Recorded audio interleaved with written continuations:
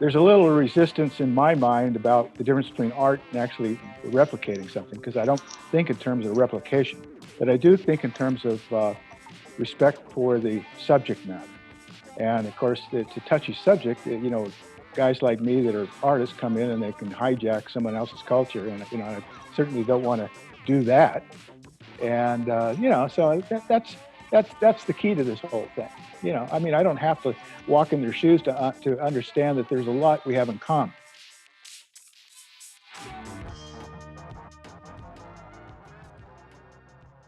We have John Coleman here. We're getting set up.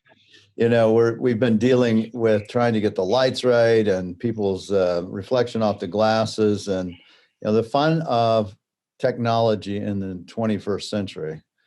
But I will say it's very nice to be able to sit down with you in your studio or in your home, maybe and have a discussion and not have to, leave the privacy of your own Adobe. Yeah, or not have to get too cleaned up. Yeah, that's true too. Oh, if you saw my office here, it is absolutely hilarious. I'll give you a quick. I've got paintings everywhere, drawings, just stuff all over the place, but it looks very clean. Yeah, well, you're working, so am I. Yeah, this is my studio. This is my library over here, and my, whatever. I'm like you. I've got a lot of little artifacts. Some of them are real. Some of them are created. Like movie set stuff for my models. Well, that's critical, right? To have those for you to be able to do what you want to do, right? Well, it's everything. Yeah, it's everything. Part of what I do, because I am a history artist, it's important that it's like I'm making a movie. Cast my players. I have to dress them, and then I put the whole storyline together, and then I either sculpt it or I paint it. There's a little resistance in my mind about the difference between art and actually replicating something, because I don't think in terms of replication, but I do think in terms of respect for the subject matter. I'm an outsider. I'm not a Native American. And of course, it's a touchy subject. Guys like me that are artists come in and they can hijack someone else's culture. And, I certainly don't want to do that. So, you got pushback at all because of that? I mean, just because? No, not really. And actually, it's been over 25 years now. Even though I got started late, time goes by, and I really haven't had a pushback. I expected I might. I think the history thing kind of saves me. I really study the history. I'm usually really on it. I surround myself with people that know what's going on, and I will refer to them on certain subjects. Is this cool, or is this right? What am I doing here? If there's something that's sacred, I leave it alone. I don't step in it. I'm not saying that I'm immune to that stuff. I could. Mm-hmm. I'm just saying so far, I've been unscathed by that. And the other thing is that I've always made it a point to let people understand that my whole reason for doing this is based on metaphor. American mythology. I thought of it when I was a kid. I think of it now when I started. If I was in Europe, I like to tell people it would be just as fun for me to do Arthurian legends or Greek types of mythology. Being an American and seeing how the Native people have affected the way this country has developed for the good and the bad.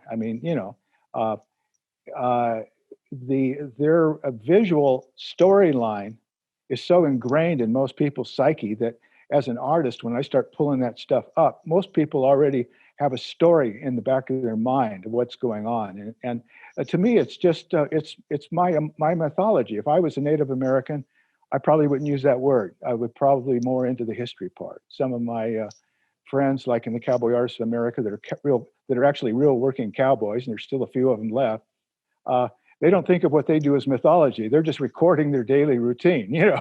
And but that's part of the romance of being an artist. It's like a great story or a fairy tale. The romance in it is beautiful, and as an outsider, I can approach it that way. And so I'm looking at the broader picture for myself. I'm thinking in terms of how does this relate to how I grew up? How does this affect me? What are the metaphors that are going to be best suited? Uh, the in my culture, I'll say an older guy that's very powerful. You may see him in a bit with a business suit, and all clean cut, with a tie and all that kind of stuff. But it doesn't really give you a visual of who he is. But you take that same character and you put a war bonnet on him and you dress him up with all the accoutrements of a life well lived with his exploit robe and all that. Most everybody get the idea that, hey, that's a powerful man, and he's got respect from his people and so forth. And so the storytelling visually, my subject matter just is perfect for what goes on in my head, and that's the whole thing in a nutshell. And maybe that's why I haven't gotten too much pushback. I think most guys realize that I'm not one of these wannabe Indian characters who just is infatuated with their culture, and I want to be part of it. I'm really not part of it. I'm an outsider. I have You're a lot an of respect. observer. Yeah, I'm a deserver. I have all the respect in the world for it, but I'm worried. I'm more interested in my history and how it's affected me. In this country, I don't know how many hundreds of cities and stuff have Native American names. I mean, when I grew up, I never realized that. It's like, well, these people really, really have affected everything that we do, and so that's the key to this whole thing. I mean, I don't have to walk in their shoes to understand that there's a lot we have in common. Yeah, I think that's true. Well, and Yeah. I think also, you touched on this. You said it's my history. It's how it affected me. And I think to get the full story of that, I'd like to kind of go backwards and learn more about you, because you do have this interesting story. It's not your typical artist story in any form or fashion. And that may give you, a different view on your world. In fact, I'm sure it does give you a different view of what it is to be an artist and how to approach it. So you grew up in California, is that right? Yeah, I grew up, right on the beach practically. I mean, that was my playground. It was a Tom Sawyer kind of thing, only instead of the Mississippi, it was the ocean. And I have a learning disability, which I think is important to talk about. A lot of artists have different types of learning disabilities. I'm dyslexic, and it affects my ability to write and read. I can write and read, but not very well.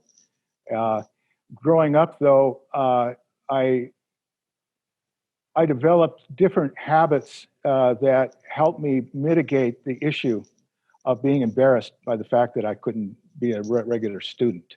And I learned to draw very early. And I've always had a really, I had a big imagination. Probably at the time I didn't realize how big it was because I just didn't know. But I had an interesting thing happen to me when I was about 15 years old. I had an opportunity to work for a famous hairstylist. And that's worth talking about because it was like a fluke. It was a total fluke. And he had just done a photo shoot with Marilyn Monroe. It was one of her last photo shoots that they had done. And he was on the cover of like Life magazine. And he was a real big, celebrity at the time. And he had all these celebrities that he did. And he had a syndicated column, and they needed somebody to do pencil drawings of his celebrity clientele. So it wasn't art, and I knew it wasn't art at the time. What they wanted is like a human Xerox machine, someone who could just do these pencil renderings. But I got this job, and I was working in the studio drawing these people that were, the great, like, Arlene Dahl, Rita Hayworth, Polly Bergen, all the old timers, the ones that came back, from the 40s and 50s. And it was right across the street from the Whiskey a Go-Go. This is the middle. That's amazing. Oh, this is the middle of the 60s, and he had the salon on the top of what was called the 9000 building, still there. Playboy Club went in right above him. That's the location of it. So my point of the story is that it had nothing to do with really my merit. I was too young to really know what I was doing. It was just one of those things. My brother got me the job, and I managed to pull it off, and it gave me a glimpse of this kind of romantic idea of being an artist. And so are you like 15, 16 when this is? Yeah, I'm 15 years old at the time. And what year would have this been? That would have been 1965. Yeah, 64. so the Vietnam War is really starting to kick Yeah, in about this. yeah. Vietnam War was like a rumor at that point. It wasn't until about 3 years later that it was really on, you know. So, and so when you were doing these drawings, were you actually involved with the people there, like the Rita Hayworths, or were you given? Yeah, to a certain degree. You know, I met most of those people, Wow, and and I've even as a kid, I loved the history part. Things weren't going so good at my house, you know, so my parents probably didn't even know where I was at. It was one of those kinds of deals, and it was the hippie time, you know. It was, you know, my brother was a hippie drug dealer, you know. I mean, that not like he was a gangster. He was just a hippie, you know, and he was out. That's how he got me the job. These were his clients. And what did your brother do? In terms of his what was his brilliant were his clients giving he was their local pusher for them? Yeah, well, that was basically it. At the time, though, you know, I like to put that in a context because everybody was dealing drugs in the 60s in Los Angeles. Yeah, you know, it was and he was pretty flamboyant, and he managed to meet these people, and he suggested that he had a little brother that would really do a good job for him. And so I got this job, and that gave me some insight into that type of a life where I got to meet certain people at the same time. Art Center had a program where they were doing some of their best students could compete to get a Time magazine cover, as an example. And he talked to me if that would be something I'd be interested in. And again, it's something that I talk about now because I was offended actually when he asked me, because these were my heroes, and I was too young. I didn't understand. I didn't know how to do something that good, you know. And I understood the level. It was beautiful to have the opportunity, but I came away from that experience really understanding that how the idea of creating art and having a destination for your art has a lot to do with your environment and who you know and where you're going and how you're motivated. Yeah, that's definitely stuck with you for sure. Oh yeah, it really did. And I usually bring that up partly too because people ask. So from the time I was 19 to the time I was 41, I did no art, and people said, "Really? Wait a minute, that doesn't make any sense." I was so taken by my circumstances at the time, and art was so important to me that I was afraid that I needed to get myself ready before I could feel comfortable getting into that. Sue and I met when we were teenagers. That was the other part of it. We were, you know, we got married. I was 19 and she was 18. And, you know, of course, we knew each other since, you know, we were 16, 17. But, you know, one of those kind of deals. And congratulations. Yeah. No, I know. Yeah, we're going on 52 years now. My father was an entrepreneur, one of those guys. He sold everything, vacuum cleaners, everything. He was also had a lot of drinking problems and stuff, but he taught me how to get up in the morning and go make money. And he never worked for anybody. And so he died when I was about 17 years old. And that had to be really traumatic to have. You know, yeah, you know, it was another thing is important to talk about because he was on such a downward spiral that it sounds weird for me to say this, but him dying kind of saved me.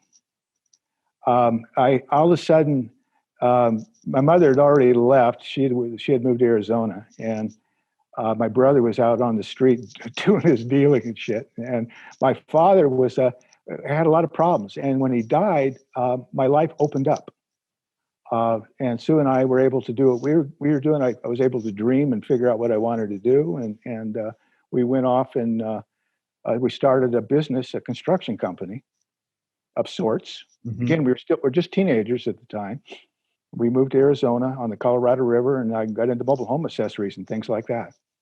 And so how did you deal with, because you're right in that sweet zone for the Vietnam War, I assume Yeah, they yeah, yeah. affected you somehow. How did that? Well. What happened was when I moved to Arizona, uh, there was a little lag time getting myself registered again, and by that time, the draft board had sent me a notice saying, "Okay, you're up." And it literally the day that I was going to go in for my physical, Sue turns up. She's pregnant. And I thought, well, wow, how's this going to work? Right. I contacted the draft board, and they said, hang tight. We're not sure if we're going to be taking fathers at this time. They reclassified me.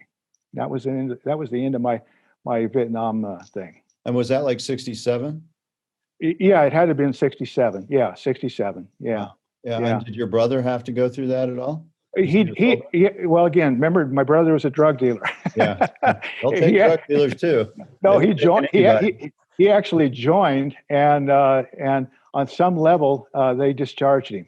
I see. And I don't think it was a good discharge either. Yeah. We never talked about it. I understand.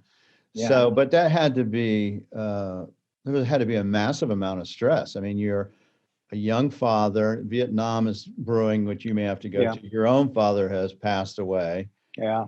and now you're living in Arizona. We had a great business, and it was going well. I was making more money than I'd ever made before. I was happy.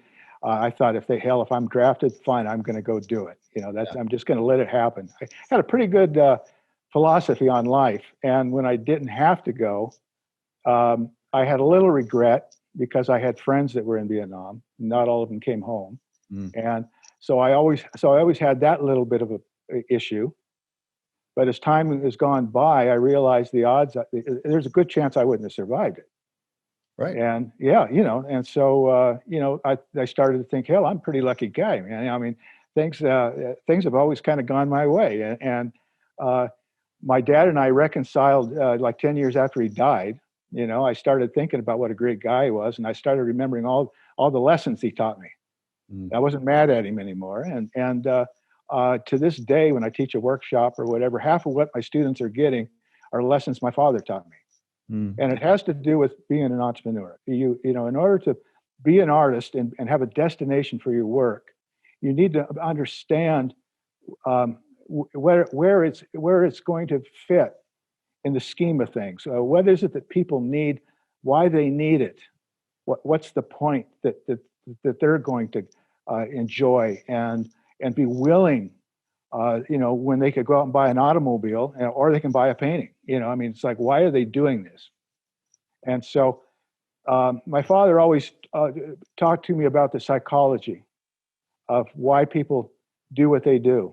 And that always helped me understand things like that, and where I could outline my strengths. It was real clear for me because for a guy that really couldn't write. I still don't write, really, to be honest with you. I rely on my little wheelchair from my mind, my little iPhone, and that the speech to text stuff, it just saves me. Sue used to take care of all that. Now I can do it with my little machines. And and it's like, well, life is great. As bad as things get, it's amazing these innovations keep coming out and coming out. Yeah, but at that time when I was young like that, I had a lot of energy, and when we started our awning business, I knew that what I lacked in my mental capacity and whether I was a good salesman or I knew how to do it. When it was 120 degrees out, I knew that being 19, I could go out and survive and work out in those awful conditions that people would hire me. They would buy my awnings and let me put them up for them. And it turned out to be a great business. I mean, we did very well with that. And where were you living? Where was this? It was Parker, Arizona at the time. Parker. Oh yeah, that's so hot. Oh yeah. But it was nice. We bought a place right on the Colorado River. We had a boat. It wasn't bad. And then we moved to Prescott in '72. I started a mobile home sales lot here in Prescott. That got a little bit sideways with me. I had a fellow that kind of helped me out in the beginning, and that didn't work out. He had kind of a mental problem, and I ended up in a year in business, and then business went belly up, I went back into the awning business, did fantastic, and then learned what the IRS was all about. And the IRS gave me a gigantic bill, and I said, "How could that be? I lost money one year, now I made it." I said, "Can't we average this out?" Nope, can't do that. And again, it was one of those things where Sue and I are sitting together, and we're 22 years old now. And I said, "Man," I says, "imagine how bad this would be if we were 32 or 42. You know, hell, we're kids. You know, we can overcome this." And yeah, but it had been really good because we were investing in real estate and that kind of stuff, and I lost everything. I mean, I lost everything. I mean, we had to start completely over, but it was a great time to start over. And you were how old? Were you 22 at that time? 22. Both our children were born at that time, and Prescott was an easy place to make a living, and I went back in the awning business. We bought a mobile home park. We started doing commercial development. I got in the mini storage business. That's a good business. Oh, it turned out to be a great business. I was like one of the first guys in it, and I ended up doing it for other people too. I would help them buy their property and get them set up in the business and stuff. And it was, it's just one of those things. Always going to be a great artist. Always going to. That was my fantasy. I loved the idea of being a great artist. Thought I was getting better, even though I didn't work at it. It's funny because the idea of practicing something to me was kind of strange because it had no destination. It was like a sacred thing, and I thought I'm going to get to it one of these days. And so during that period that you're doing the awning business, from really basically 18 on for 20 years, are you making and producing art for yourself, drawing, doing anything? No. That's my point. Someone asked me, if you were on a desert island, that old question, would you do your art or not do your art? Art is a way of communicating. And it's like, what am I going to do? Talk to myself? I mean, it's like, I don't see it quite like that. Mm. I don't see it like that. I was 41 years old, and I was helping a friend out who had a great career, and he was an alcoholic. And I'm a recovering alcoholic too, by the way. I haven't had a drink in 35 years. Congratulations on that. Yeah, thank you. That was part of my mix as well. But he started telling me about the if only disease. If only I would have done this, or if only I would have done that. Right. And I thought to myself, oh my God, I'm at that age now where in about 4 years I'll be halfway to 50. So we had done some pretty good stuff. We had money in the bank. I saw an opportunity where one of my big projects was put on hold for 3 months. And I thought, today's the day I start my art career. Mm. And it was just like that. It happened like a switch. I just threw a switch. And you think it's that guy that you saw his life ebbing out, and yours was, you could see it for you if you weren't. Yeah. And my father died too at that same age. And I always thought that's a great starting point. I'll start at the same age my father was when he died. And I had nothing to lose at that point. I had everything to lose if I didn't really give birth to my dream. Once you flesh out a dream, and if it doesn't work, you don't have a dream anymore. You see, it's gone. So it was a scary proposition, but at that point, it was a lot scarier not to do it. So the key is that I started thinking from the practical point of view. Rather than be a regular artist, why don't I be a guy who makes sort of arty products, crafty things? Mm-hmm. And I'll do sculpture. I'll do resin sculptures, and there'll be wall hangings. And Sue goes, "What are you doing? I thought you were painting, or that you were drawing." And I said, "No, I'm going to do sculpture." And I told her why. I said, "Because you can make editions of these things, I wasn't going to put myself in a situation where people that had worked all their life and suffered through that starving artist syndrome. I felt like out of respect for them, I wasn't going to call myself a real artist yet. As it turned out, people started to say, "Wow, you've got something there." And I thought, really, I do? I mean, I don't need a gimmick. I don't need to make these wall hangs. I can actually create real sculptures, and that's kind of what happened. I happened to also land in Prescott, And Prescott, Arizona is the center of the universe for cowboy sculpture. Mm-hmm. This is George Pippin land, Joe Beeler, all those guys. And Ray Swanson saw me. I was down on the square, and he says, he says, I want you to apply to the Cowboy Artists of America. And he gave me some pointers on what I should do, and it was incredible. Well, there must have been there had to be a gap there, because you had to have made sculpture for a while before Ray said, okay, you're good enough to do this. I was, let's see, it was not 92 and I joined the Cowboy Artists of America in 2001. Yeah. So for 9 years, your 10,000 hours, you were making art. You were. Yeah. And the 10,000 hour thing is, I think, is critical. That's the other thing that I like to remind people in my story. When I started my career without doing the art, I was way better than I was when I was 19, and I hadn't been practicing. What I had been doing is I've been designing this stuff in my head, and I've been working out these issues. See, I think my learning disability, the dyslexic part, gives me a visualization that a lot of people don't have. That's right. It does, for sure. And so I was able to put things into context. And I've always been interested in design. Everything is about design, shapes, and how you compose your shapes. I've always loved music, especially classical and that kind of stuff. So to me, I think in terms of Rachmaninoff. I take my lessons from composers, and I feel what they're feeling, and I do that visually. The storytelling is the next level. It's sort of like you're writing the music, and then you're also adding the lyrics. The fact that it's actually literally about something, has a narrative, is the lyrics.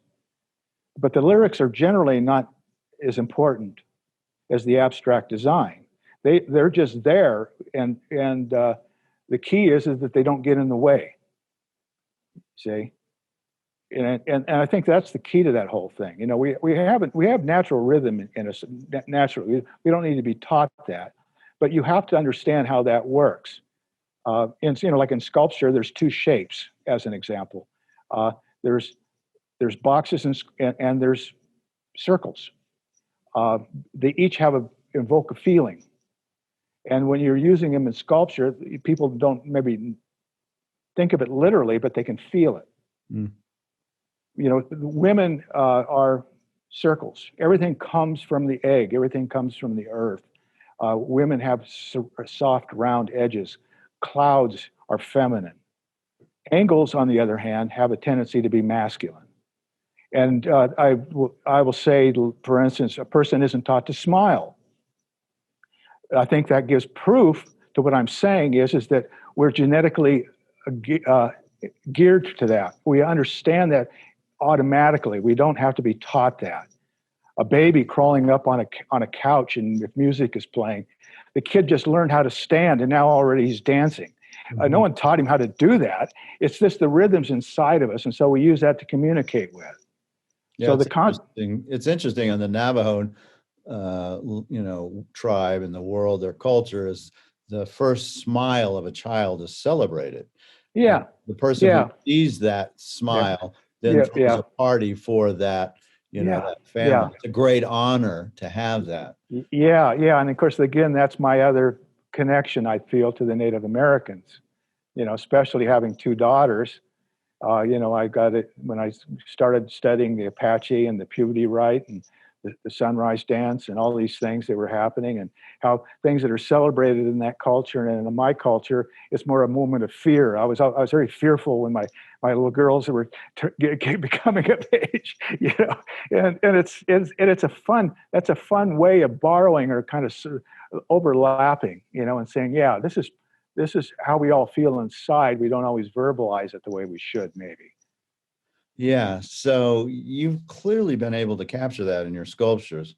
And so let me just ask, when you're starting these first sculptures that you're doing, what are they of? What's the subject matter that you've chosen in 92?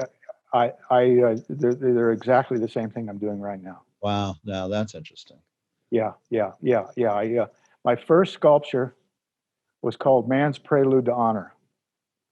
And it was a war dance. That was where the title came from.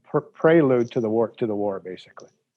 And in my mind, it was a kind of a cheesy, sort of not cheesy, but more, it wasn't real profound. It was basically a guy doing a war dance. Yeah, more stereotypic. More stereotypic, yeah. And I did a wall relief of this thing. And then that also was the subject for my first bronze. And Dave McGarry was going pretty hot in those days. And I thought, this guy is a real business guy. I mean, he knows the market and all that kind of stuff. And of course, I had already had a caveat in the back of my head that I'm not taking myself that damn serious as an artist. I'm just thinking, boy, I'm glad I'm not a contractor anymore. Now I know I'm doing this stuff, and I leaned on his on what he had accomplished a little bit. I could see what he was doing. He was very basically into the history, and he was getting kind of a bum rap, I thought. Some people would complain, that his work looked stiff and all of that. And I thought, well, it was really, the emphasis was on history. And I thought if he had been doing historic dolls, people wouldn't have said anything negative about it.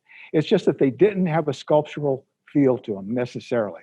Mm-hmm. And so my little revelation was why don't I kind of borrow his little detail thing and give him some sculptural, give him some, a little bit of movement, a little bit of softness, a little bit of feeling in him.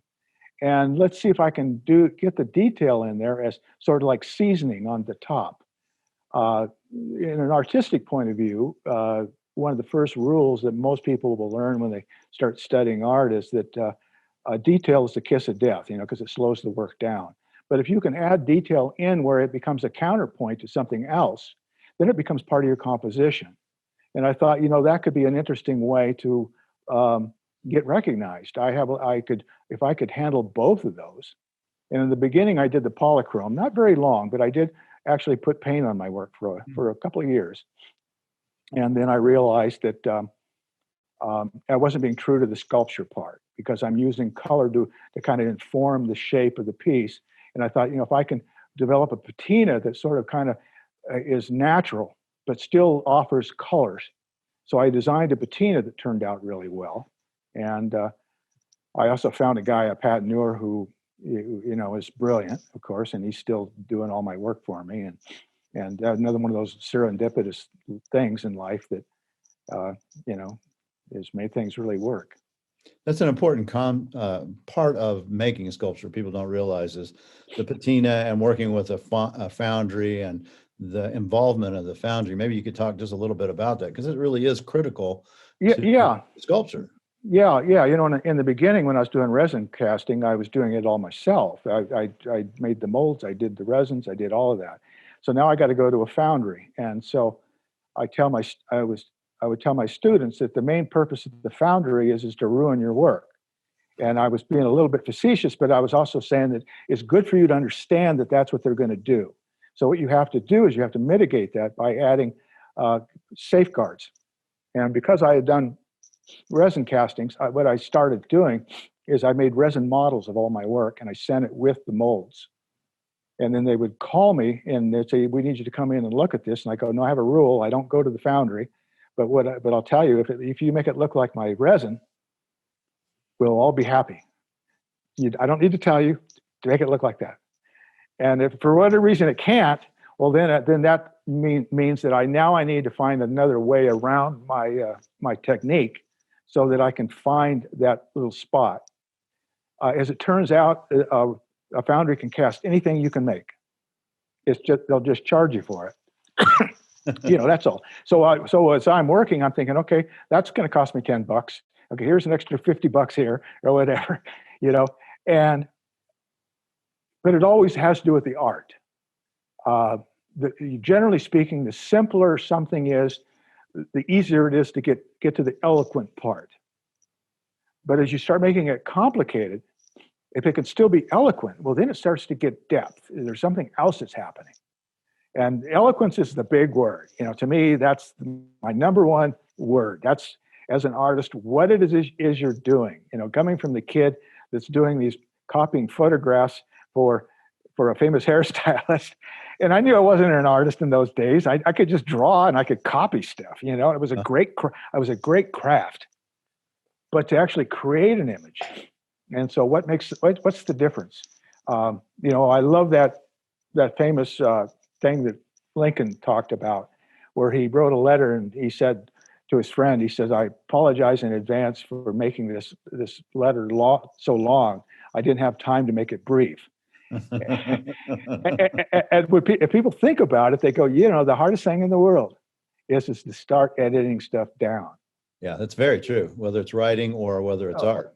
Yeah, one of the old tricks that I was taught a long time ago was find a painting you really like and then cover a part of it up.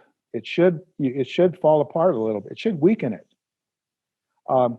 If it doesn't weaken it, then it's carrying a burden that it doesn't need to carry. That thing you're covering shouldn't even be there. So, that's always a good test. And especially people are a little surprised because not only my sculptures, but my paintings, I have a tendency to look like there's a lot of stuff going on, but I always have a counterbalance for it. Everything that needs to be added. And as a history artist, sometimes I have no choice. As things have to be included. And so, I'll either adjust my story a little bit, if I've got something that's going to get in the way of the design, or I find a counterbalance to it. But the bottom line is the romance and the mood of the piece has to be all at once. The silhouette of the work, especially in sculpture, of course, has to be right there for you. You have to feel it right away. And then the detail should be secondary. The detail will come in later. People can kind of find little things that maybe they hadn't seen before. And I think that's a basic art 101. And you hear it over and over again. People that are just getting started, they don't realize that when they're leading with their craftsmanship and they can really copy something well, it's usually the mark of an amateur, someone who can really do something very photographic. Oh, it looks just like a photograph. A lot of the times it's the mark of an amateur, because they've got the craftsmanship and but they don't have anything to say yet. They're not composing anything yet. It's like Burt Bacharach learns to play the piano, but he can't write a song. He's got the tool, but he doesn't have the important part. I would think it would be harder to tell the story in a sculpture than it is in the painting. Do you find that, or? It would be in some ways. Yes, it depends on what level you're at. Sculpture or painting, you're creating an illusion of atmosphere, all right, and depth, and shape, and it gives you a front, a middle, and a background, and in which you have many different layers that you can start to develop a storyline.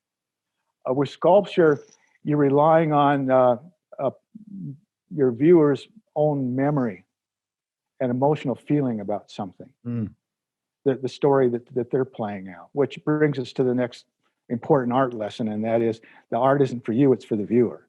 And they have their story, and don't get in the way of their story. One of the examples I like is when you come out of a movie, you'll hear people saying, "Yeah, that was a great movie," and then someone will always say, "Yeah, the book was better, though." Yeah. And in other words, they're saying, "I like my pictures better than the pictures I saw on the screen." They already have that feeling. In poetry, like Shakespeare was a good example. There was this, like Romeo and Juliet, that great line where she comes out on the balcony and he looks up and he says, "Oh, she touches her face." The next line is, "to be a glove." And people don't need any more words because they already understand you got two teenagers who can't be with each other. They're from opposing families. And what he just said was, I would give up my life to be with her right now. And there was nothing more than he said. And the reason it can be so eloquent is because the person reading the story already has the backstory. They already understand all that. So when I do a sculpture, I don't really think about the background. I think that there's something that relates, especially in history, where they've seen it somewhere and they felt it somewhere. If I'm doing a feminine piece, if it reminds me of my daughter, it's going to remind them of their daughter. If it's a little child, it's going to be grandchildren. If it's masculine and the guy looks like a real ass kicker, everybody's seen that ass kicker before. They can feel it. Yeah. So you don't need a whole lot of stuff. You just want to get as eloquent as you can and do the best depiction you can to boil it down to where it really sings to the viewer. And they do. I can tell you they do, especially, your little girls are just so, I don't even know what the word is, but they touch you. There's a sensibility there that goes right to the heart. Thank you. Because, I've got 2 daughters, I've got grandchildren now, and now I got a great granddaughter, so isn't that something? And so so those are things that I feel and I know. So you're taking how you feel about something, the way Shakespeare did or any poet, and you're looking for that. How do you get your audience to feel what you're feeling when you're doing it? And that comes back to those symbols. So you see those feelings. Yeah, well, you've definitely have done it. There's no doubt about it. I mean, your sculpture and your paintings both are unique, and you can hear your voice. I can see your voice. I can hear it when I see them. We know it's a Coleman piece. And now I get it even more. I understand it more. It's that you're looking for that emotional release that others can interpret how they want to in them. Yeah. And that's the key. Someone told me a long time ago, they were asking me about a piece, and it was one of my first pieces, and I had a real long story to go with it. And he said, you got to be careful about that. And I go, what's that mean? He goes, their story might be better than yours. Don't step on their story. And I thought, gosh, that was a good point. That was a good point. Because, that's what you're trying to do, is you're trying to chime in on where they come from. I do have a question. One of the things that you have done that I think will live on for a long time, hopefully, for become an important part of American art history, is your Bodmer Catlin series that you did. Yeah. I mean, that's a unique idea. Yeah.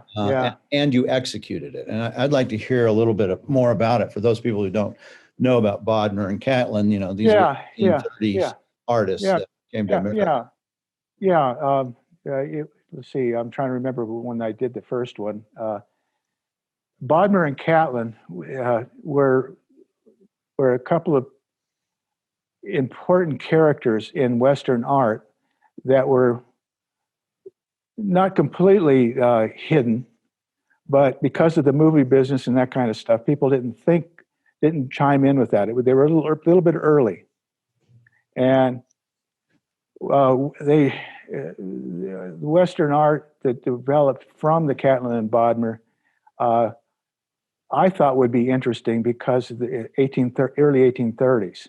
Mm-hmm. Now they become more stereotypical. We were talking Lewis and Clark. Lewis and Clark, 1804. Bodmer Catlin, 1833, 1834. Bodmer is a European. Catlin is a New Yorker. They coincidentally were both working at the same time. Both had kind of the same mission. Bodmer was working for an anthropologist. They didn't have cameras in those days, so he brought his watercolors and documented these guys. Catlin was interested in doing this fellow Peel had created a museum of curiosities in New York, and he thought, well, that'd be kind of cool. I'll do that with the Native Americans, and I will bring back images of these guys, and I'll bring back some artifacts, and people will see where these guys have been and what they're doing, and they're not going to be there real soon, real quick. And I thought, gosh, this is something that would be a very interesting thing to bring into my world. The problem that I had when I first thought of it, though, is that I'd only started sculpting, and I thought it sounds a little cheesy using paintings, even though they're portraits. Both of them weren't really into the the beautiful gesture necessarily. They were mostly interested in capturing these men that stood before them. And that was another thing that was pretty crazy about this, is that they had these people had gone to Washington, and had their portraits done. But prior to that, nobody had gone out and painted them where they stood. So you're really getting an image of these guys, or who these guys really were. And I thought, I'd love to do sculptures of these portraits. And I thought, I'll know when the time comes, because I'll finally get to a place where someone's not going to assume that I'm plagiarizing someone else's art. And so by the time I started, I had a name for myself, and I made a real strong point and to explain to everybody what I was doing, that these were portraits, and I'm doing portraits of portraits. I'm not trying to take anything away, not trying to add anything. I just thought it'd be fun to flesh out these images in sculptures. And then I used not only their paintings, but I also used their records and the documentation of what they're wearing. Part of what the stuff I have in my studio right now are recreations of some of these guys. I had Matatopa's our forebears whole outfit made, and they're all right there in museums, and they're documented. And I did it in 3 dimension, and I did 5 Catlins and 5 Bodmers. I worked 7 years on the project.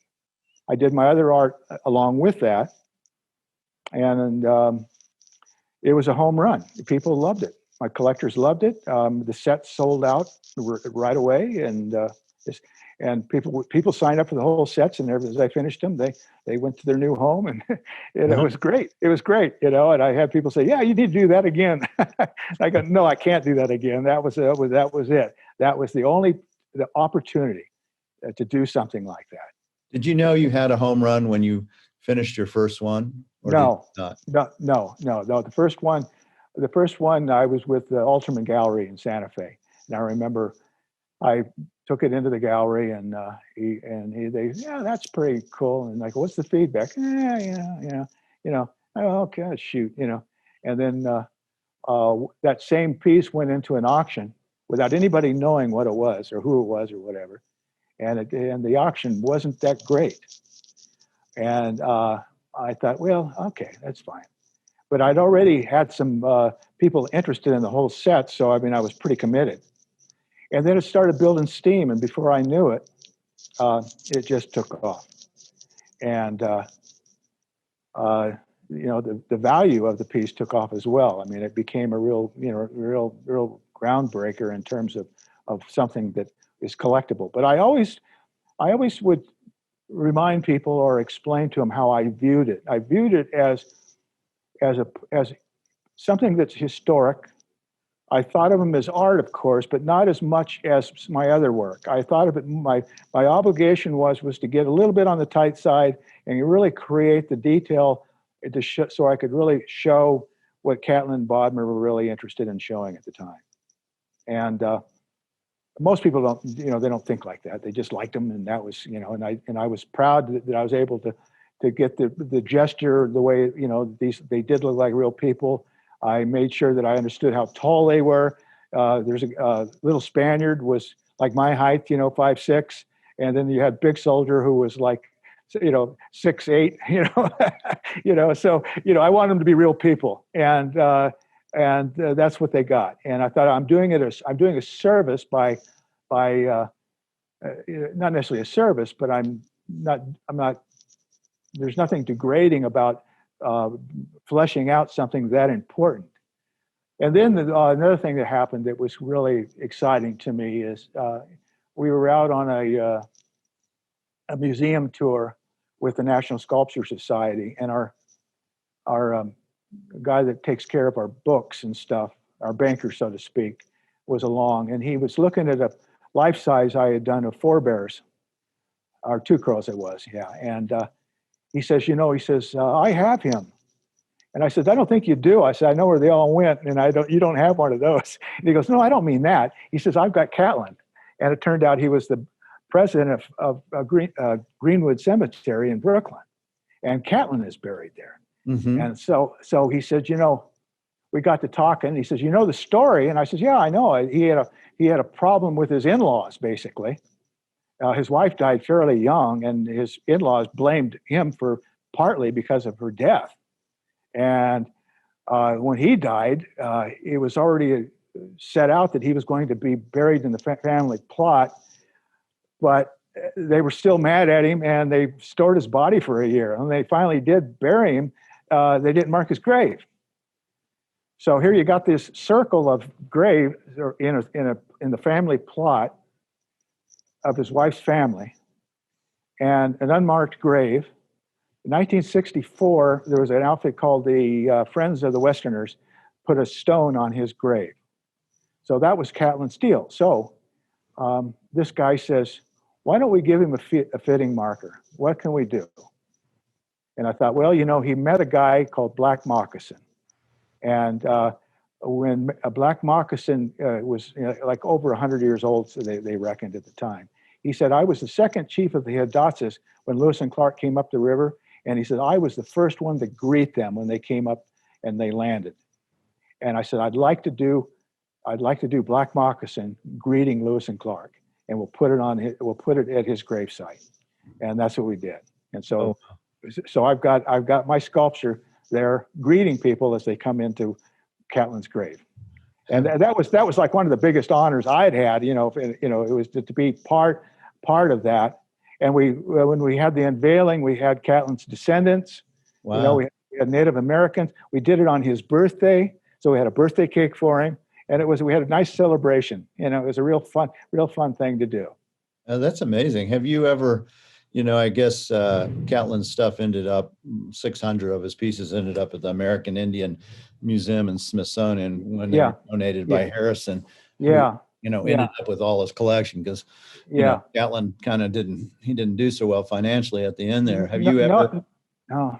I was going to say, have you ever had your pieces in the American Smithsonian with Catlin's pieces? No, I never have that I know of. No, I don't. I don't know. No. That'd be kind of a wonderful thing too. That would be fun. Yeah, that would be fun.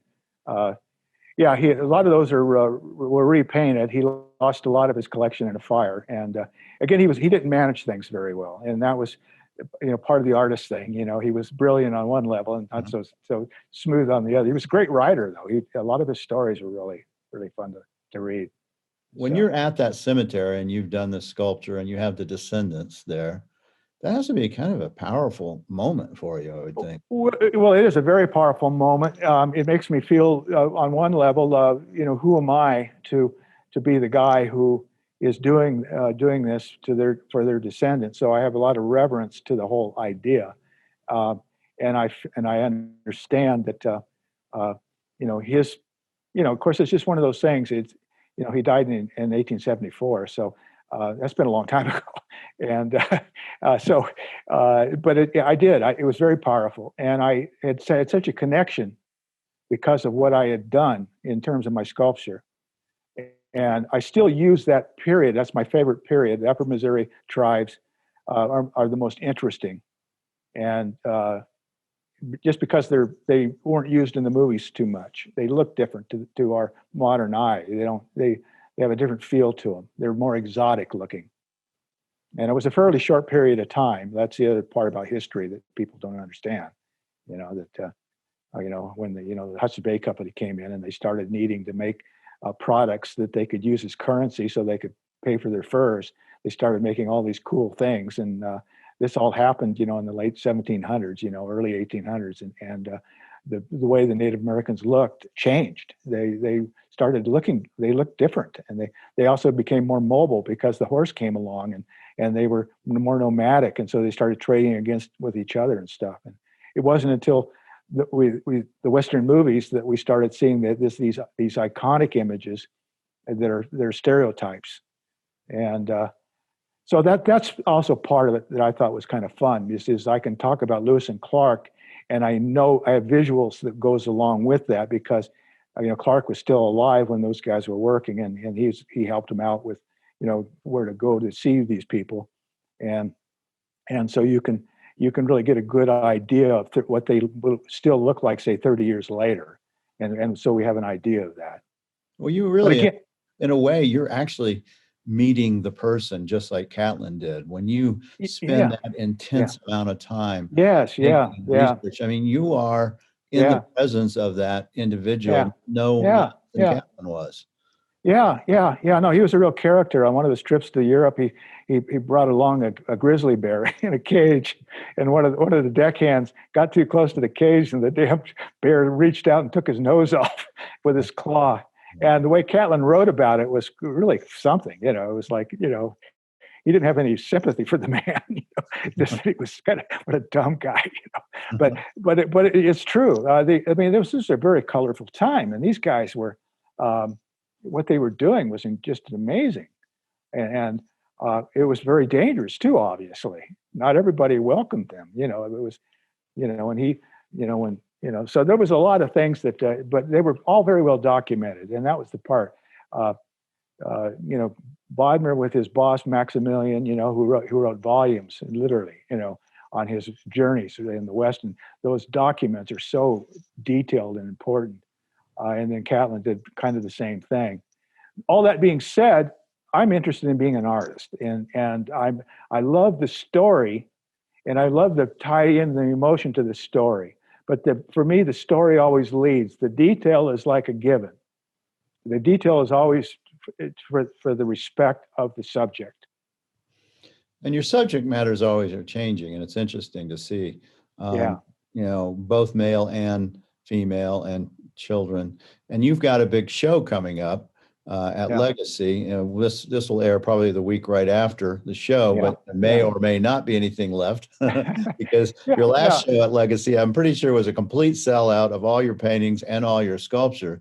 And maybe we could talk a little bit about that, as well as I would like to talk a little bit about your paintings, because you have really come on to the art market world as a world-class painter now, and that's an unusual thing to be able to do, is to switch gears and be, you may be better known for your paintings at some point in time than you are your sculptures. I don't know. We don't know yet. That story's not written. Well, when I started painting, that was my goal. I started as a painter. I didn't think of sculpture, and then Mhm. I did what Remington did.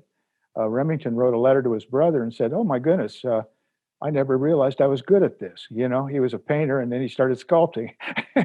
It's, and I thought to myself, maybe people are wired differently. I don't know, but to me, imagery in my head, you're solving almost the same problems. People say, "Well, God, how do you know how to do that?" And I said, "Well, I, I think most artists will tell you that they know what doesn't look good." And they may not know it right away, but eventually they will. Your brain will find awkward the awkward parts of things. And so, not to be too cavalier about it, but for me, sculpture and painting feels the same to me. I'm looking for the same thing. I'm looking for things to be exemplified in ways that would normally tear something down and then save it, make it work. It's that goosebump factor. In movies you see it all the time. It's like, Mhm. You see it you in know. art too. I guarantee you. Oh no, you do. You do. Oh Yeah. yeah, yeah. It's just that like music is lineal. It's like Rhapsody in Blue. When I heard that when I was a kid, I just I didn't know what I heard. It took me years to figure it out. I was just about 10 years old when I first heard it, and because it's lineal, it can build and then it can grab you, and with visual, it's a little bit different because but it's the same thing. It's all about art appreciation, right? You have to learn what you're looking for. Most people like things because they like them, but they haven't really studied them. I have quite a few collectors who could tell me a few things about how art works, of course. But then there's a lot of people that buy art that they just, something about it resonates with them, and they don't need to go too far with it. But like you said, you've been around this whole thing for so many years, and you've seen so many different things on different levels that you obviously understand what we're talking about here. I'm still learning though. That's the great thing. Well, to be teachable is the ultimate goal of anybody, right? Especially in these kinds of terms. Uh, Metaphorically, when you have something that you're so passionate about, when you get to a point where you're not teachable anymore, you're literally done. Mm. You have no business doing it anymore. It's done. People say, what are you going to do? I go, I'm very excited. Well, what are you going to do? Well, I know I'm going to be excited about it because I know it's going to be built on the thing I did before, the thing I did before that. And so you have a series of steps that you're taking. It's like climbing a staircase, and your view keeps changing. I'm really, going back to my show, this is like when Brad asked me if I would do this show again, just to give a little background, the first show was 4 years ago. He had never done a one-man show that was so complete. And I said, let's make it, I said, I don't want to do a show unless it's really about something. And I said, what I'd like to do is I'd like to have 20 brand new pieces, and I will mix my sculptures and my paintings together. And let's use some of the things we've learned about the marketing part too. The Cowboy Artists of America created this kind of compress and release kind of scenario. Those old stories about people couldn't get in the door fast enough, and they'd run up to the painting and fight over who gets the red dot on the painting and stuff. And they held a lot of that kind of magic and enthusiasm by allowing everybody to build at the door before they opened it up. And they made it more civilized, of course, by having draw boxes and stuff. But there was such anticipation. And so in this case, they had just finished the Museum of the West down the street from the gallery. And I had a retrospect there going on at the same time, which was like really a gift considering I'm doing this other thing. I was able to give a lecture before my show, gave a tour of my collection at the museum. And we had everybody come in, and when they got to the gallery was upstairs. It kind of reminds me of Frank Lloyd Wright. He has a thing about compress and release. If you have this beautiful room, make it a little bit hard to get into, and everything expands out. And that's what was happening. People were expanding out. And it was literally the perfect storm. And so the place was packed. And within a couple hours, all my editions had sold, all the bronzes, the paintings and all. Now I say that, and it's hard to say it without sounding like I'm bragging, but the fact is that if I would have taken some of those paintings and they would have just been hanging on the gallery wall, I think they would have sold, but it would have been over a period of time. The anticipation, that Christmas morning psychology wouldn't have been there. That thing about people just really having fun with this. My dad used to call it permission to buy. They know they want it, but now do they have permission? And of course, during the day, I'd already given everybody an idea that, maybe it's okay because, maybe I'm this guy who, I've got my show over here and I can talk to you and I've given you a lecture on what I'm about. Everybody felt comfortable and they felt it was a safe bet. This year, we're doing the same thing, another 20 pieces, but we have the other amazing thing that happened. That hopefully it'll be the only time in history that we've had to go through a pandemic, and that adds a whole nother dynamic to this whole thing. I'm not thinking about the Frank Lloyd Wright analogy these days. I'm not thinking I'm not thinking of a packed room necessarily. I know people are coming to the show, but again, we all have to be safe with and responsible for what's going on. But what it did do is that it gave me an opportunity to do what I think is my best work. It pushed me to create a body of work because this pandemic came into play right after I started my show. I've been working on my show for about a year and a half. And personally, for me, it became more about hitting my goal, 20 new pieces. And these aren't small pieces either. These are all big pieces. I got most of my paintings are good size. Yeah, they are. I got one drawing that's 5.5 feet tall, biggest drawing I've ever done. Wow. And we got a sculpture that's 7.5 feet. Now it's upstairs. It looks like a fish ship in a bottle because people are going to say, how did you guys get that up there? How did you do that? And what we did it's back to foundry stuff. I I have a great relationship with my guys that work on my pieces, and we took it in pieces, Mm. and it's blind bolted. You can't see the seams, and we took it apart and we put it back together up in the room. And when the show's over, it'll go back to the foundry and it'll be conventionally welded back together. But that's part of been the fun of it to me is the goal is just to have, let me feel where I'm at. You know, I'm 71 years old now, and it's like this is going to inform me on where I go from here. What's my next step? So I'm excited this time for reasons that go way beyond my first show.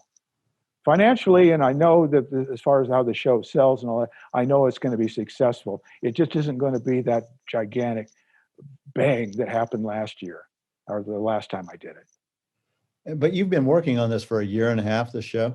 Year and a half, yeah. And the other thing I did too is part of the compression part of it is that I pulled out of all my other shows and that creates a sense of it creates a void. I did, the Cowboy Artist had a show that I did. I took 2 pieces to it. I've been emeritus for 5 years from the Cowboy Artist, but they moved to a new location and I wanted to support them. So I took 2 pieces, and then they had a miniature show at the Museum of the West in Scottsdale, and I put a miniature in. But while I've been working on the show, that's the only pieces I've done. I've only done 3 pieces outside of this.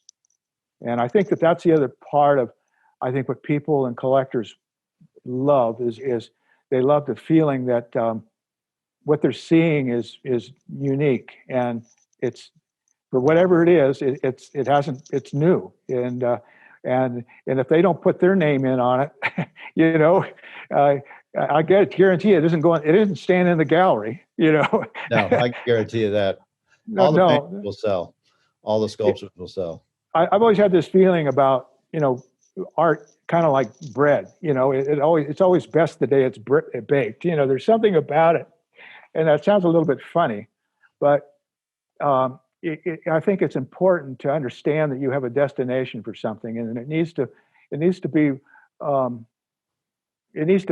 be headed and massaged to that end in a way that's respectful of everybody. If the painting doesn't work, then it doesn't deserve to be out in the world. And sometimes they don't work and you don't know it until you put it in front of somebody. I'm perfectly willing to take a piece and throw it away if I have to. You know, I mean, I'm not gonna take something that was a mistake and what I'm trying to say is that you don't always know if you really hit the mark completely. And for posterity and for who I am, it's a beautiful thing to be. One of the gifts you give yourself when you get to be 70, and if you've worked hard and you've made some money in your life, is you don't have to work for money anymore, and that gives me an opportunity to see the world from a different perspective. Freedom. Freedom is important, but I also love the obligation. I love the relationship that I've built with people, and I love that they're interested in what I might do next. But I know that doesn't go on forever. I know at some point there's a place where you start to trail off, and you know, you hope that you have other aspects of what you've learned that you can use for that trailing off process. Most of the people that have been my mentors, that doesn't happen. You know, Howard Turpning always comes to mind. You know, Howard probably hasn't been working too much lately, but up until, you know, he was, you know, and he's past 90 now. Mm-hmm. I mean, he's been working right along, you know, and I was looking at his work in his late 80s, and hell, he's right on it, you know. So because, you know why? Because he cares, you know, and he's learned a lot, and he understands what he's doing. And I would, you know, I've always told people I want to be Howard Turpning when I grow up. And the older I get, Howard's about 20 years older than me, and I think, you know, okay, you know, that's a great. I'll always, as long as Howard's there, I know I got a shot at growing and getting better. Well, there's one painting in this show that really spoke to me, which is that Night Spirit painting. Oh yeah. Thank you. Something off the charts about that painting. Thank you. And Maybe you could just talk about it a little bit, because it just really did resonate with me tremendously. Yeah, well, that painting came out of another painting I did of 1876, which is a sculpture I had done several years ago, and I've always wanted to do a painting of it. It's got Crazy Horse Gull and Setting Bull, and I have a friend historian who was telling me about Crazy Horse had sort of an affinity to kestrels, and that there was evidence that just to say that he probably had a headpiece that was made from a kestrel. And I thought, I'm going to include that in my 1876 painting, because I didn't on my sculpture. So I found a kestrel mount. You know, you're in the protected birds, so you just don't go out and shoot a kestrel. But I happened to be in Europe, and I found a mount that was done in the 50s, and so I sent it to my guy, and he created a headpiece for, you know, a headpiece for this thing, and I used it in my painting. And then I thought, well, I'm going to do a sculpture too of Crazy Horse, and I started putting together what the sculpture would look like, and that evolved into, you know, I think I'd like to do a painting, but I'd already done a painting of Crazy Horse in my big painting. So this essentially is Crazy Horse, but I didn't want to name it Crazy Horse. And the other thing too about Crazy Horse is that he does fall into that sacred category. I mean, you don't want to overdo it with Crazy Horse, because he's very special, and you know, of course, nobody knows what he looks like. He's very pure. He never had his picture taken. He goes beyond just being a hero to the Native people. You know, he's almost, you know, he goes beyond that. And so I'm really careful about that. So I'm thinking, okay, I've got my painting with Crazy Horse in it. I did the sculpture. So this painting essentially is based on that idea. But the hawk and the kestrel are part of the spirits that bring gifts, and the night spirit especially. And my natural love for the paintings that I do is things that are emerging out of the abyss, things of the mystery that surrounds that. The more I can do of that stuff, the more I like it. And that one really exemplifies that. The character is just kind of merging out, and he's got that kestrel, and you know, it's just one of those things. It's lightning in a bottle. You know, you're just kind of playing around with these ideas, and then finally you get everything going. And you know, and the model I'm using also is the right age. You know, he's, you know, in his late 20s, and it's harder to do younger models, and yeah, and then so. Do you use a model? Did you use a model for that one? Yeah, I did. I did. I use models coming in. I use them in and out of what I'm doing. Sculpture, I usually start without a model. I bring a model in to kind of help me kind of clean up some of the details and stuff. Painting, it goes back and forth. It depends on what I'm trying to accomplish. The thing about photography is that it's one of the best tools there is, but it also, like any great tool, it'll destroy your work. You know, it's like any tool. It's like with sculpture, calipers are really nice. You know, we go into a workshop, and we got a model, and everybody's running up to the model with taking their measurements. And I have to remind everybody that art isn't going to happen though until you finally get it in your head. you know what size everything should be, so you can forget about it. You know, you can't keep thinking about stuff like that. So there's something that happens when in certain areas that has a certain magic to it. And the key is you don't always see it.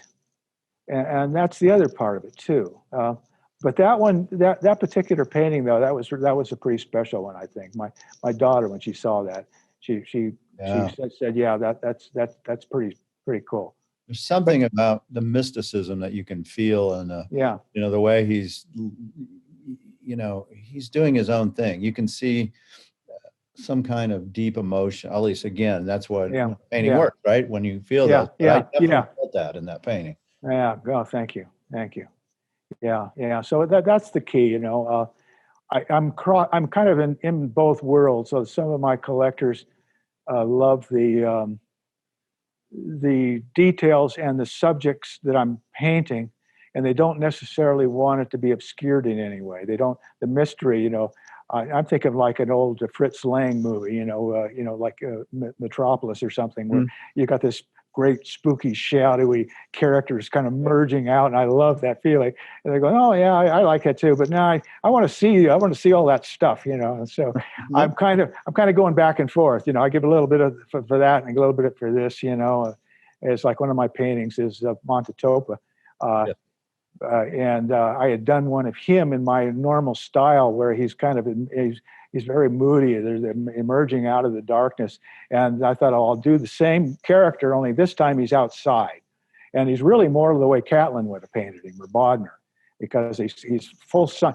Full sun, it's of course the sun's going down, so he's got that really nice magic hour glow on him and stuff. But and that's fun too. That's a real challenge to bring in a whole different way of dealing with it. Do you find either one? Do you find one media more difficult to work with than the other? No, I really don't. Again, it depends what you're trying to accomplish. There's two aspects. There's always the gut feeling and getting the rhythm down, and then there's the how do you completely realize what your vision was without destroying what you started? Because that's usually the fear. On both accounts, you get it down and then you start to refine it, and through the refining process, you start to destroy it. Mm. And so as you can if it gets better, it's like, wow, that's really amazing.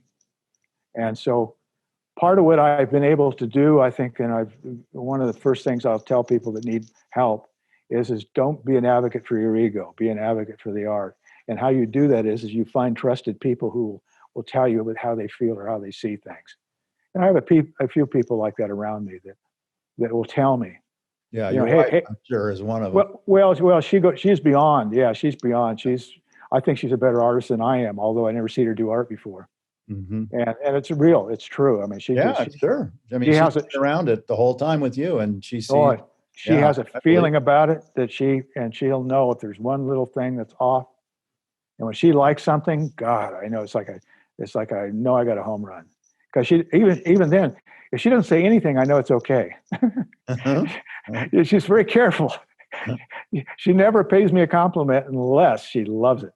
I mean, she's got to love it. And then she'll say, yeah, that's good. I like it.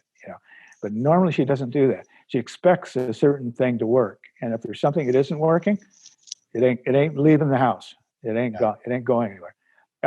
Eric Peterson is the other one. He does all my patination. He's also does all the chasing. See, the way I work with the foundry is the foundry does all the castings, but all the parts come to Eric and his people, and they put it all together. And he has I think a standard that's at least as high or higher than mine on how things are supposed to be set up.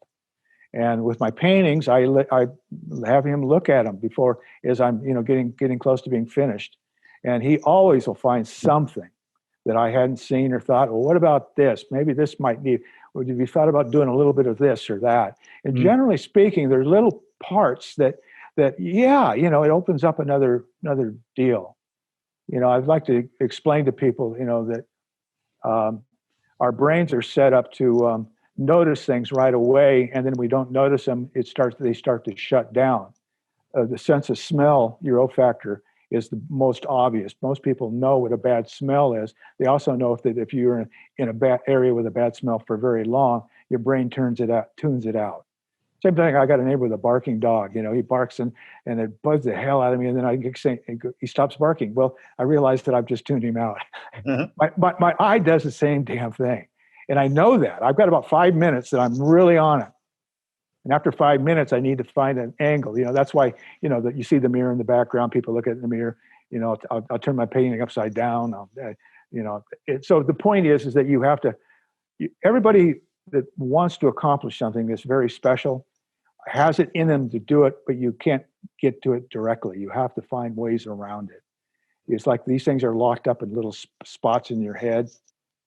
It's the time of day. I'm way smarter certain times of the day than I am other times of the day. Mm-hmm. And I think when people are doing something that they're really passionate about, and they really want to be as excellent as they can, they go in at knowing that they're not completely adept. They know that they're not fully hatched on some areas, and they have to find ways to find it. It just doesn't just happen. You have to really pry it out sometimes.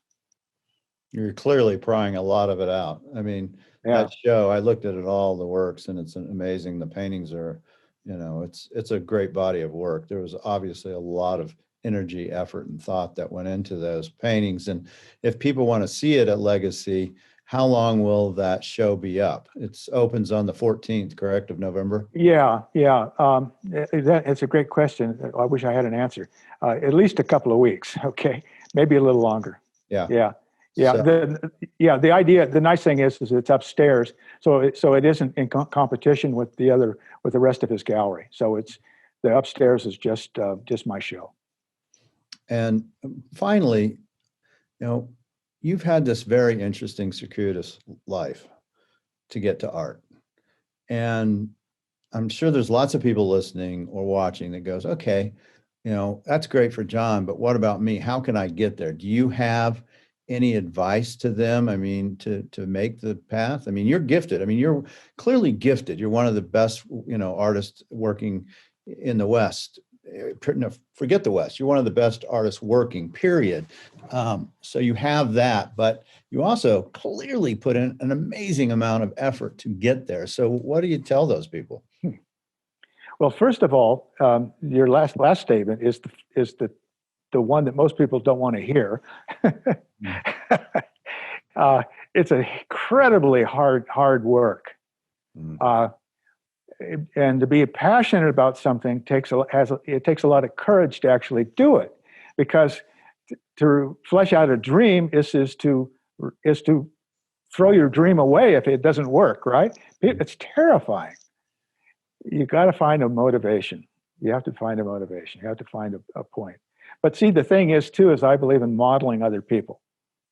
I believe in finding other people that are in the business of something that you feel you would like to be a part of, and then start taking an honest inventory of what they have that you might have as well.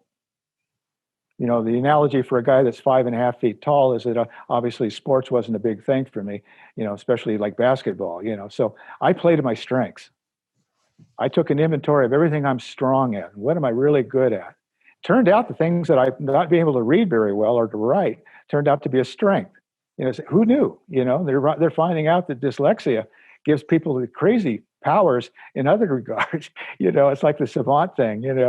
And so my point is, though, is that people are afraid. I would say study motivational material and learn the psychology of how people think. It's a fact that people are more afraid of success than failure. That's a fact. And why? Because we have a limit that we put on ourselves. Who knows when it starts? I tell people, you're born perfect. When you're a baby, you're just a blade of grass. The universe likes you just as much as you did that perfect blade of grass. How come all of a sudden now you're all screwed up and timid and afraid of shit, and just disgruntled? What happened? Why not just go back to that? You see, my father died. Basically he took his life, and that again was a real education for me, because I know he didn't have to. And because I too am an alcoholic, recovering alcoholic, I remember when I decided to commit ritualistic suicide, metaphoric suicide. I absolved myself of everything that concerned me. Someone once said, if you're a procrastinator, it means you're a perfectionist. And if you're a perfectionist, nothing's going to be good enough. So what you do is you put it off. So what you should do instead is make a list of everything you're going to do and do it that moment. And if you're not going to do it that moment, consider it done and forget about it. Because the space it holds in your head is like carrying a weight around, dragging something around. And you're, in other words, you were born like the baby. You were born with everything you always needed, and so you always had it. I always had the gift. If I've got a gift, I always had it. Thing I didn't have is I was carrying a burden. When I let my burden go, I didn't need to do what my dad did. See, at the same age my dad died, I decided to commit to my dream. And I found a back door, a little bit of a back door. It wasn't as scary, because I had some money.